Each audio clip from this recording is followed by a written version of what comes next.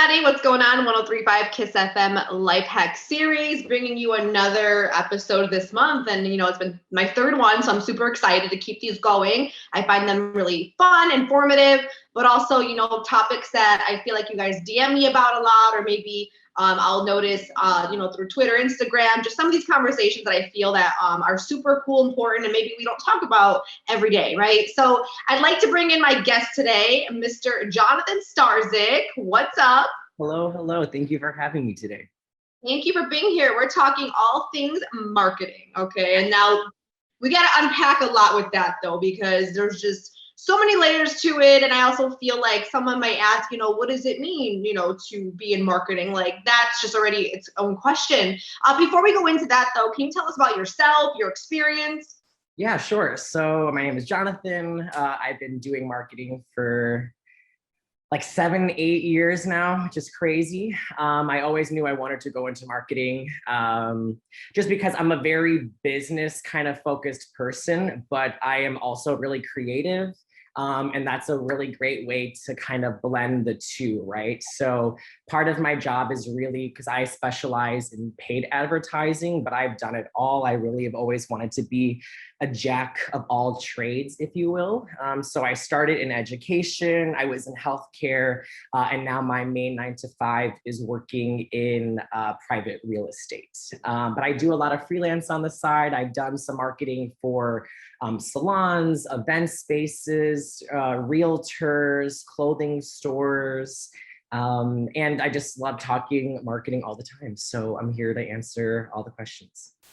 That's very true, because you and I, when we have our conversations, sometimes I've noticed how they'll just shift into conversations when it comes to hey, Jonathan, I'm looking to do this. And you're like, well, here are the steps. And I'm always like, well, I was just trying to bounce ideas, but I love that you already go there mentally, because a lot of these points that we'll cover, I feel like people don't think of, they might not really know. And I think it's just good to talk about it.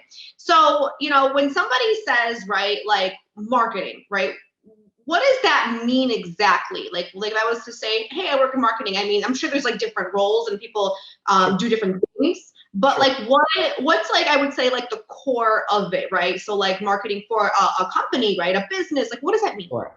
It's really just about attracting people to your business and growing your business. I think a lot of the times people have always thought of marketing as a cost sector. And what I mean by that is, you're throwing money into marketing, right? Like not only are you spending money on the actual advertising element of it as well, but like you're paying someone, to do that, right? But I think what a lot of people don't think of marketing is as an investment, right? Like I'm putting $1 into Facebook ads, but that might get me $2 later on, right? And so I think it's really just about finding, your audience, and where they are. I think they say that I know the 4 P's of marketing, if you will, are the place, the price, the product, and really most importantly, and really kind of what I do is the promotion of it all, right? And marketing it's the emails that you get, it's the flow that they bring you in, right? Like how easy is it to get someone to fill out a form? Like anytime someone clicks on a different page, they're way more likely to fall off, right? So it's really broken out in just paid advertising, which is again kind of what I do. So like Google advertising, Facebook, those ads that follow you around, that's a lot of paid. Social media, utilizing those free avenues, YouTube, Facebook, Twitter, Instagram, the TikToks, and then there's email, a really big component that's always kind of really stuck around since the advent of what we would say like new marketing, right? That's like not like a newspaper or something. The writing that goes along with it. And then there's even just like way more different specializations there. Totally. No, I love it. It's a good way to kind of break this down. Also, too, if anybody watching has questions, you can leave them here in the comments and we'll definitely be sure to get to them. We have a ton though, so don't worry, Jonathan. I've come prepared. Tons of them. Okay, so I guess my first question would be, right, marketing strategy, right? when we're trying to kind of break it down, I'm going to throw a hypothetical, right? Because a lot of people watching may already have a business or be thinking of a business, right? Or maybe they even work at a business. But when it comes to the marketing part, I guess my first question is this a myth? Because I feel like it might be, that only large corporations have a marketing budget, right? Like, is it something only affordable to, for example, Nike or Apple? Like, can me and my coffee shop, can we do marketing? I think you bring up the biggest myth of the 21st century. It's crazy. I think a lot of people get really scared of marketing because if you don't understand something, right, you're just a little hesitant, right? But I mean, when I started a clothing brand a while ago, we used a super slim budget and we focused on Facebook, right? Like we were spending, and when I say $1 a day, I mean $1 a day, right? But it's about knowing where to spend that dollar, right? I've always been a big fan of Facebook ads. That's where we're engaging, right? And when I say Facebook, I mean Facebook, Instagram, WhatsApp, right? Everything that Facebook owns, even different apps that they own, right? And it's about knowing like how to spend that dollar. So, right, like let's say if I only have $30 for the month, $1 a day, it's about focusing in on like who your audience is, right? And so I think that's a really great place to start. Not everyone has Google Analytics or something like that kind of set up on their website. And if you don't, it's free to use. There's tons of YouTubes to help you set something up. It's really not that difficult to figure out, but it's so crucial. And like, let's say you just have an Instagram account, right? Make sure that's a business Instagram account. You'll be able to start to see what are the age of the people coming in. That's a great way to start like, zeroing in, right? Like unless you're, and I think I've said this to you before, unless you're Apple, your product is not for everyone. So stop that, like even if it's like a food joint, right? Like I'm thinking La Luna here in Pilsen, right? They're probably focusing on a younger audience, someone that has the disposable income, right? Not everyone is going to take their whole family of 8 to that restaurant, right? So it's about understanding who your audience is, and tools like those insights, like the Facebook page insights, again, the Instagram stuff, it really kind of helps you focus in as close as possible, right?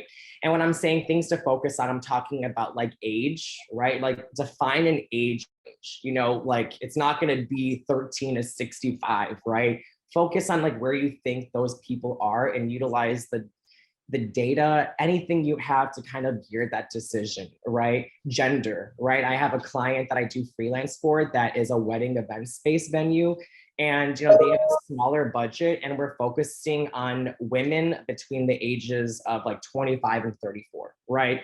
Who's getting married, who's looking up those spaces. It's probably not the groom, right? It's probably the bride to be, right? So just even, and just by focusing on women, we're shaving off like 50% of the population, right? And that's giving us a closer market. Even incomes are a big one, right? Again, like not everyone has the means to, take, if you're going to someplace like a Linea, right? That's obviously not for everyone, right? That restaurant. So focusing on like incomes, even like what do they do for a living? What are their jobs, right? That's a really great place to start. And even like cities, going as simple as a zip code, right? I know I had a friend that was, shooting around ideas for a business, right? I think it was like a smoothie place. And I think they wanted to do it really local. And I'm like, okay, well, are people in the area even looking for your product or service, right? And it's about thinking of a few terms that people might be searching. And, I mean, maybe not everyone knows how to do this, but you can ask me, right? Or someone that and they can at least provide you, what is the interest level, right? And I think I would even start kind of there even before I start the business, right? Because if you're trying to create an event space in Rogers Park and no one's even looking for one over there, you're in the wrong business, right?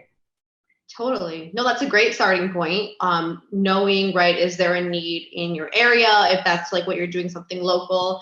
What about when it comes to like an online type service, then that's probably broadens, right? Like your horizon. Totally. Yeah. And that's a really good point, right? Because, even when I was doing the clothing store, right, we're online. It was for everyone, right? But that's too wide. You really need to focus on who might be familiar. I think when we were doing the store, we were doing like a 1 mile radius, right, around the store, and I think that's a really great place for a lot of restaurants to start. If you're opening up a new restaurant, you don't need to go to the suburbs to be advertising, right? You really should be focusing in on, where you're at, like even just the block around. Like even if you're going to do good old flyers, right? It's not about flyering the whole neighborhood. It's maybe like flyering like the block or the closest blocks to you, right? Just start small. I think people want to think like so large scale, right? Like we have to go nationwide, we're online, but it's focus close to home. Or, if you are online, right, and you're selling women's clothes, at least you can, eliminate, men from the targeting, right? And then, okay, then after you got now that you have a gender, right, that you're focusing on, why don't you focus on age, right? Because I'm sure you're not selling something for someone from 13 to 90, right? Like just focus in as much as you can. Like think about like, who is your ideal customer and start there.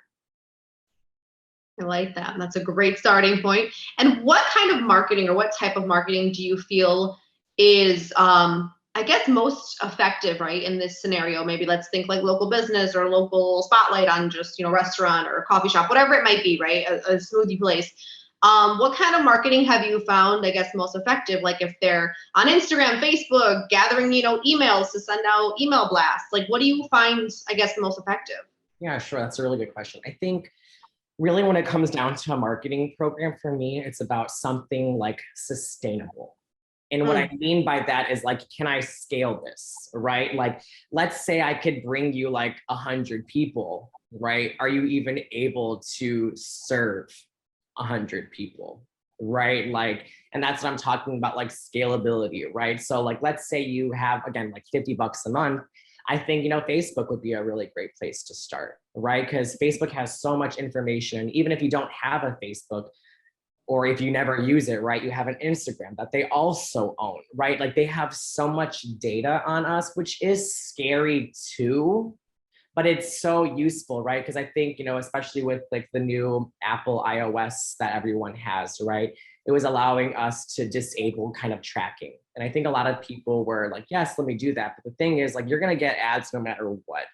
You may as well have it be something relevant than something not. I agree with that. So, and I guess oh, go ahead, sorry. Oh no, and just to that point, right? Like I have another client that they have a smaller budget, but I know they're trying to get in front of people who are looking for wedding venues, right? And I'm like, at that point, I'm like, let's go to Google, right? People are searching for a wedding venue near me, right? Like you may as well come up in that really relevant place, because my favorite is going to be search engine marketing, which is like the Google, Bing, anything like that, because Paulina has a question and she's looking for the solution, right, in that moment. But like when you're getting an ad on Facebook or Instagram, you're on Instagram and Facebook just to be in that spot, right? You're not looking for all these answers. However, you will stop if you find something really relevant. So it's just, a lot of it just depends, again, on like budget and like what you're looking to do.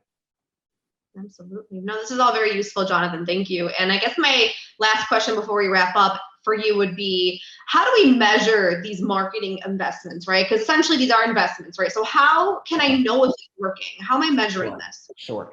And so that's why I like to say, start off with something like Google Analytics. And that's such a good question too, because I remember when I started at a previous job, I was like, what's the goal, right? Like, what are we measuring against? Like, it's not just people seeing the ad. It's not just clicks like, oh, wow, like 100 people clicked on your ad. Well, that doesn't mean anything, right? Like if someone's not buying whatever it is. And I think that really just depends, so what I'm thinking of, like if you own a restaurant, right? Like, are you getting, like, are the tables being more full, right? Like whatever that, are you getting more reservations?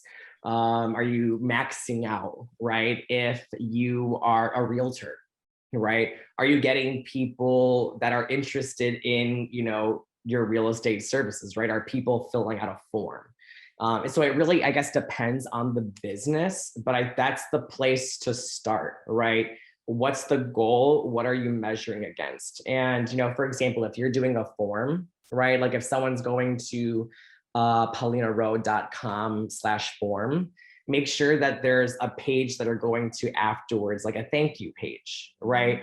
And knowing that people are only getting to that thank you page because they were at this previous one, so that you can surmise that anyone that has gotten here has come through from that page or Facebook or whatever. The measurement, I think, is the most crucial element, because you could spend hundreds, thousands of dollars and have nothing in the end if you never had like that goal in mind.